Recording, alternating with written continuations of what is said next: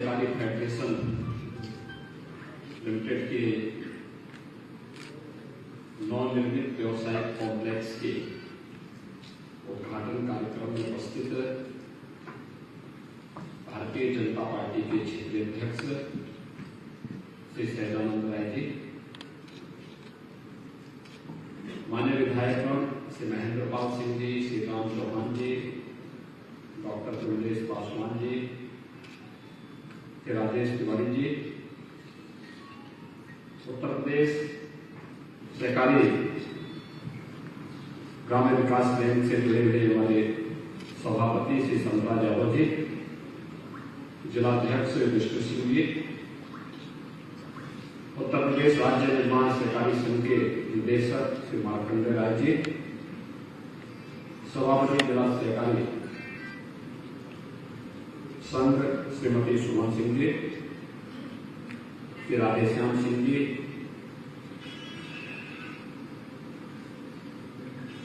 इस संस्था के वर्तमान अध्यक्ष श्री गुलाब ध्वज सिंह जी, डॉक्टर विभाग चंद्र कौशिक जी,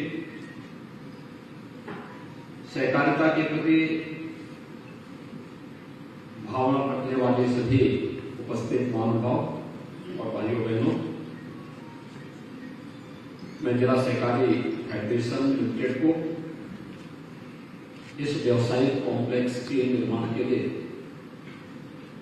हृदय से धन्यवाद देते हुए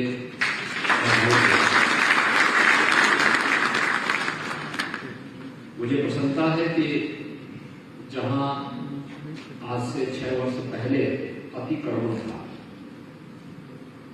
अव्यवस्था थी, गंदगी थी, आज उसको एक बेहतरीन स्वरूप देकर के 20 दुकानों का निर्माण करके 20 नए परिवारों की आजीविका का माध्यम बना दिया है।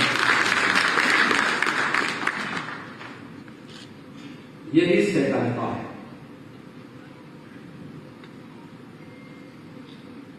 सबके सहयोग से और फिर प्रॉफिट में भी सबको सहभागी बनाएगा।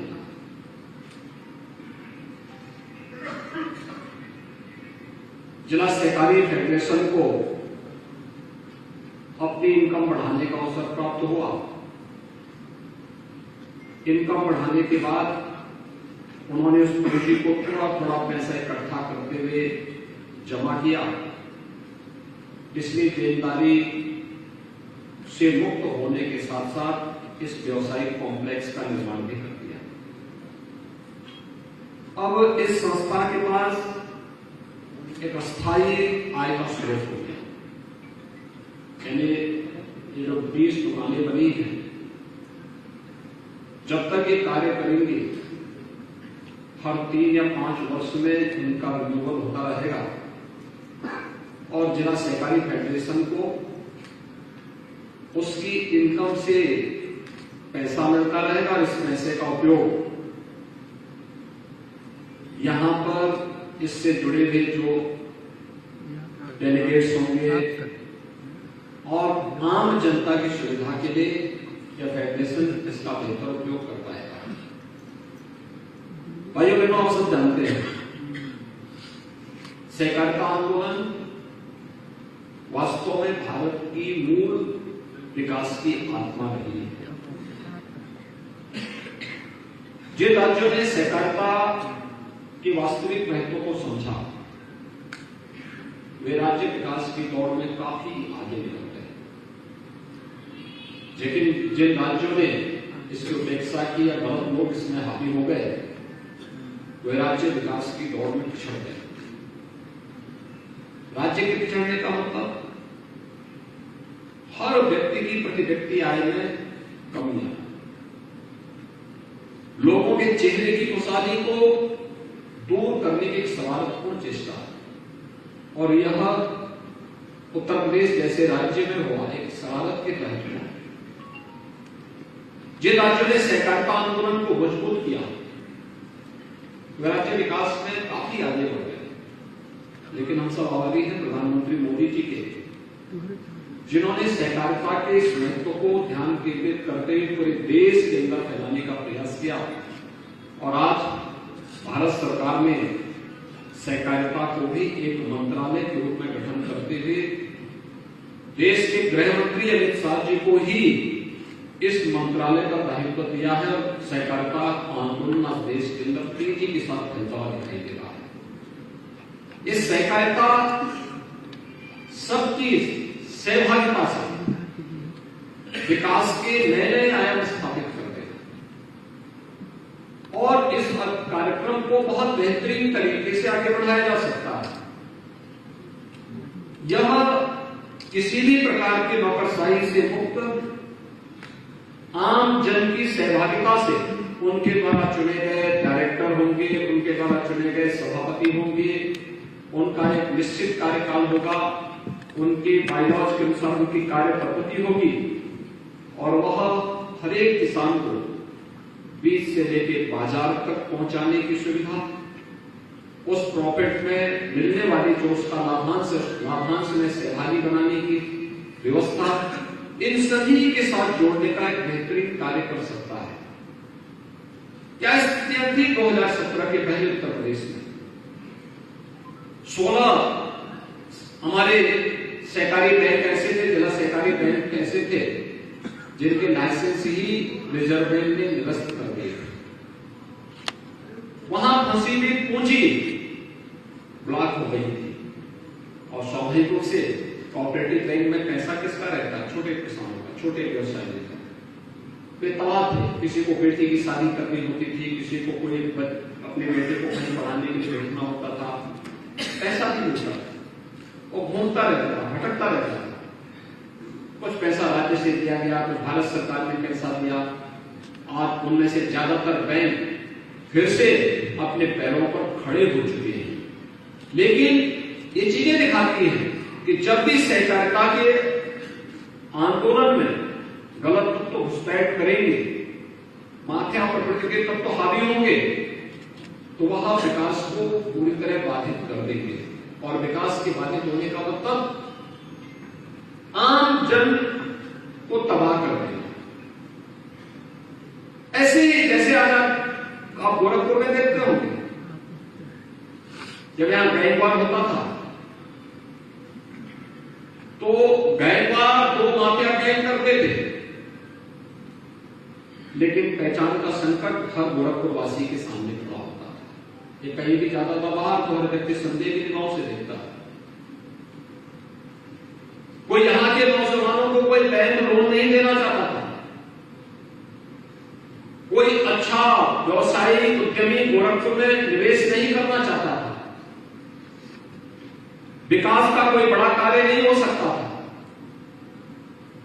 क्योंकि विकास का कार्य स्वीकृत होने के पहले ही माफिया ठेकेदारी के लिए उसमें हावी होने का प्रयास करते थे, फिर बैंकवार होता था तो विकास का जो पैसा था वो पहले ही वापस हो जाता था।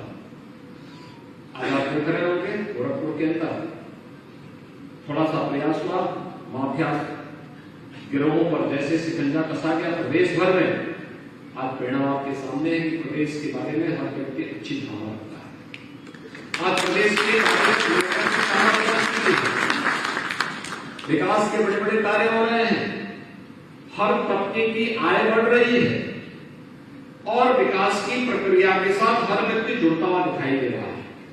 जो बैंक कभी जिनके लाइसेंस निरस्त हो गए थे, वे फिर से खड़े होकर के किसानों की समृद्धि में सहायक बन रहे हैं और इसी अभियान को हर एक जगह अब तो राज्य सरकार ने भी और केंद्र सरकार ने अनेक उपाय किए हैं।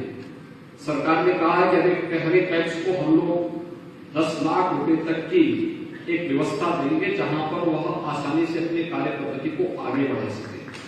यानी ये चीजें दिखाती हैं कि किसान को समय पे बीज मिले, समय पे खाद मिले, समय पे उसको शासन की सुविधाओं का लाभ प्राप्त हो, तो किसान क्यों बदलाव होगा? बीज बोने का समय नवंबर और 15 दिसंबर के बीच में है और बीज अगर उसको 15 दिसंबर के बाद मिलता है और उसके बाद अगर वो बो भी देगा तो फसल पर इसका 25 से 30% पैदावार किसका प्रभाव पड़ेगा? किसान जिसकी आमदनी हम दुगना करना चाहते हैं, तो किसान की आमदनी दुगनी नहीं होगी, किसान खुशहाल नहीं होगा, समृद्ध नहीं होगा, तो स्वाभाविक रूप से इसका प्रभाव प्रदेश और देश की समृद्धि पर पड़ेगा। ऐसे ही हर एक क्षेत्र में है, जरूरतमंद को समय पे कुछ नहीं मिला, वो बदहाल हो गए। लेकिन यहां पे श्री महंत सिंह जी ने और उनकी पूरी टीम ने जिला सहकारी फेडरेशन के पूरे क्षेत्र का एक कायाकल्प करने का प्रयास किया। इसी यहां पर जहां हम लोग जिस सभागार में बैठे हैं, 2017 के पहले ये प्रत्येक गोदाम था, उपयोग नहीं हो पाता, लेकिन आज एक बेहतरीन केंद्र बन गया है, साफ सुथरा है, लोग यहां मांगलिक कार्यक्रम कर सकते हैं, शादी ब्याह के कार्यक्रम कर सकते हैं, कोई भी सार्वजनिक कार्यक्रम यहां पे बहुत आसानी से संपन्न हो सकते हैं। जो भूमि थी जिसपे अवैध अतिक्रमण था, 20 दुकानें बन गई हैं, यानी 20 दुकानों का मतलब 20 परिवार डायरेक्ट इससे लाभान्वित हो गए हैं, 20 परिवार सीधे इससे लाभान्वित हो गए, और 20 परिवार इससे लाभान्वित होने के बाद यहां से अपनी आजीविका भी कमाएंगे और साथ साथ इसका लाभ इस फेडरेशन को भी उपलब्ध करवाएंगे। आज आवश्यकता है कि जो हमारे ग्रामीण क्षेत्र में किसान, छोटी जोत के किसान हैं, खासतौर पर पूर्वी उत्तर प्रदेश में हम लोग देखते हैं बहुत छोटी जोत के किसान, किसी का 1 बीघा है, किसी का 2 बीघा है, किसी का 3 बीघा है, किसी के 4 बीघा है, बहुत छोटी छोटी जोत के किसान है। और छोटी जोत का किसान होने के नाते उस पर पूरा ध्यान भी नहीं दे पाता है, न उसमें कोई टेक्नोलॉजी अपना पाता है, न वहां पे कोई विशेष रुचि लेने के कारण वह उस खेती को लाभांश में बदलने का प्रयास भी नहीं करता है। इसके लिए कोऑपरेटिव के मॉडल, अगर हम एफपीओज का गठन करके उस कार्यक्रम को वहां पे लागू करें, पैक्स और एफपीओ मिल जाएंगे, तो अलग अलग जिसकी जितनी खेती होगी उससे आने वाला मुनाफा उसको मिले, लेकिन अलग अलग व्यक्ति अलग अलग कार्यों के साथ जुड़ सकता है।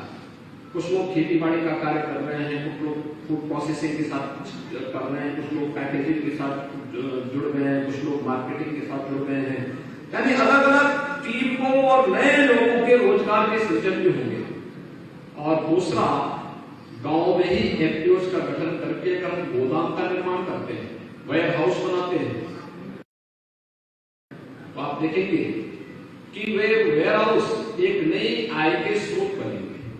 कहीं खाद का है, कहीं बीज का है, कहीं पर खाद्यान्न को रखने के लिए व्यवस्था देने का कार्य है। ये सभी चीजों को हम इसके साथ जोड़ सकते हैं और बेहतरीन लाभ इसके माध्यम से कमा सकते हैं। सरकार वेयर हाउसेज के लिए, वेयर हाउस स्थापित करने के लिए, गोदाम बनाने के लिए बहुत इसमें सब्सिडी दे रही है। हमें सरकार की सुविधा का लाभ लेना चाहिए। कुछ जगह एक दो मॉडल कुछ खड़े हो जाए, अपने आप ही लोग उससे प्रभावित होंगे और उससे अनुप्रेरित होकर के बड़ी संख्या में सब चीजें खड़ी हो जाएंगी।